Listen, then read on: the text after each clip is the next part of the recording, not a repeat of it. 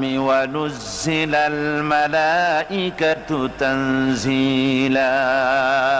ওরা ফেরেশতা দেখতে চায়। সেদিন আসমান সমূহ বিদীর্ণ হয়ে মেঘ পুঞ্জ বেরিয়ে আসবে, আত্মপ্রকাশ করবে। তার ভেতর থেকে ফেরেশতারা ক্রমাগত নাজিল হতে থাকবে।